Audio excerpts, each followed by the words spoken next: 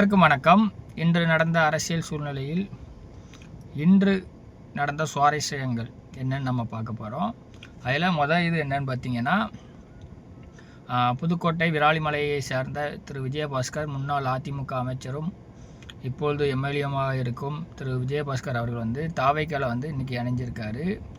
அவருக்கு நீதிமன்றம் ஒரு பரிசு இன்று கொடுத்துருக்கு. என்னன்னு பார்த்தீங்கன்னா, 12 வாரத்தில் அவருடைய வழக்கை முடித்து வைக்கணும். அந்த குட்கா ஊழல் அந்த கேஸை ஒன்று பாசிட்டிவாக வந்துச்சுன்னா தாவைக்காவுக்கு ஒரு நல்ல பேர், சரி ஒரு நல்ல அமைச்சர் வந்துட்டாருன்னு. ஒருவேளை அந்த கேஸ் நெகட்டிவ் ஆச்சுன்னா தாவைக்காவுக்கு இவங்க தூய சக்தியாக தீய சக்தியாக திரும்ப ஒரு பிரச்சனை இவரால் ஆரம்பிக்கும். சரிங்களா? ஏன்னா அரெஸ்ட் ஆகிறதுக்கு வாய்ப்பு இருக்குது, எம்எல்ஏ பதவி அது மூலமாக ராஜினாமா பண்ணுறதுக்கு வாய்ப்பு இருக்குது. இப்படி பல பிரச்சனைகளோட இவரால் திரும்ப வரும். அது மட்டும் இல்லை, அடுத்த விஜயபாஸ்கர் அவர்களும் இது சேர்ந்திருக்காரு. அவர் மேலேயும் சில கேஸ்கள் இருக்குது, அதை அடுத்தடுத்து பார்ப்போம். அது மட்டும் இல்லை, இன்று இரண்டாவதாக திரு செந்தில் பாலாஜி அவர்களுக்கு லுக் அப் நோட்டீஸ். நம்ம ஏற்கனவே ஒரு கேஸ் விஷயமாக நம்ம ஆருத்ரா கேஸ் விஷயமாக பார்க்கல ஒரு சொல்லியிருந்தோம், லுக் அப் நோட்டீஸ் அப்படின்னா என்னென்னு. அந்த வீடியோ பார்க்காதவங்க இப்போ நான் சொல்கிறேன். லுக் அப் நோட்டீஸ் என்னென்னா, நம்ம ஸ்டேட் ஒவ்வொரு ஸ்டேட்லேயும் ஒவ்வொரு விமான நிலையம் இருக்குது. மற்றும் எந்த விமானம் இந்தியா கண்ட்ரி ஃபுல்லாக உள்ள விமான நிலையங்கள் இவங்களோட பாஸ்போர்ட்டு என்ட்ரி ஆச்சுன்னா அதை ஸ்டாப் பண்ணுறதுக்கு தான் அந்த லுக் அப் நோட்டீஸ்.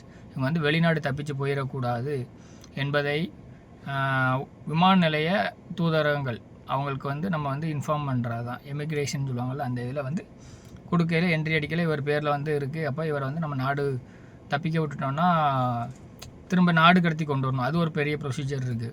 ஒவ்வொரு நாட்டிலையும் நம்மளோட இந்தியாவோட வெளியுறவுத்துறை அமைச்சர் இருப்பாங்க. அவங்க அங்கே பேசணும், அவங்க திரும்ப அங்கே உள்ள போலீஸ்கிட்ட ரெக்வெஸ்ட் பண்ணணும். அவங்க பிடிச்சி அரெஸ்ட் பண்ணி அவங்க ஜெயிலில் வைப்பாங்க. அதை போய் நம்ம ரிப்போர்ட்டிங் சப்மிட் பண்ணி எல்லாத்தையும் கொடுத்தோம். அது ஒரு பெரிய எரிச்சல் பிடிச்ச வேலை. அதனால் அதை இப்போதைக்கு போக வேண்டாம். அப்படி தான் அந்த ஆருத்ராவில் உள்ள திரு ராஜசேகர் அவர்கள் இன்னும் துபாய் ஜெயிலே இருக்கார். சரிங்களா? அந்த லுக் அப் நோட்டீஸ் அந்த இதில் ரொம்ப பேசப்பட்டது அந்த ஆருத்ரா விஷயத்தில். அந்த விஷயம் மாதிரி இவங்களும், ஏன்னா பல வருஷம் ஆச்சு, அந்த அமௌண்ட்டும் பாவம் இன்வெஸ்ட் பண்ணுவாங்க. நிறைய பேர் குடும்பத்தை இழந்தாங்க, நிறைய இருக்குது. அதை அடுத்தடுத்த வீடியோவில் நம்ம பார்ப்போம். இந்த இதில் என்னென்னா, திரு செந்தில் பாலாஜி அவர்கள் வெளிநாடு தப்பிச்சு போயிடக்கூடாது. ஏன்னா கேஸ் ஸ்ட்ராங் ஆகிடுச்சு. அதில் ஒருத்தர் வாக்குமூலம் வேறு கொடுத்துட்டாரு. நாங்கள் இவ்வளோ பண்ணியிருக்கோம், இவ்வளோ ஒரு கார்பரேட் கம்பெனி மூலம் 150 கோடி இல்லை மூவ் ஆகிருக்கு, எல்லாமே ரெக்கார்டிக்கல் ஆகிட்டு. அதனால் 99.99% செந்தில் பாலாஜி அரெஸ்ட் ஆகிறதுக்கு இந்த கேஸில் மட்டும் உறுதியாகி போச்சு. அது போக அந்த டிரான்ஸ்ஃபார்மர் ஊழல் அதெல்லாம் அடுத்தடுத்து நம்ம பார்ப்போம். மற்றும் இவங்க அனிதா அவர்களுக்கு இன்றைக்கி 3வது விஷயம் என்னென்னா, நேற்று அரெஸ்டான அனிதா அவர்களுக்கு திருச்செந்தூர் நீதிமன்றம் முன்ஜாமீன் கொடுத்துருக்கு. ஆத்தூர் நீதிமன்றத்தில் நீங்கள் ஆத்தூர் காவல் நிலையத்தில் நீங்கள் டெய்லியும் 10 மணிக்கு போய் சைன் பண்ணணும். 10,000 ரூபா பிணை அமௌண்ட்டாக கட்டணும். மற்றும் 2 பேர் சாட்சி அவங்க உத்தரவாதம், நான் அவங்களுக்கு பொறுப்பு அப்படின்னு சொல்லி ஒரு உத்தரவாதம் கொடுப்பாங்க. அந்த உத்தரவாதம் பேரில் இன்றைக்கி அவரும் வெளியே விட்டுருக்காங்க. அவர் வெளியே வந்துட்டாங்க.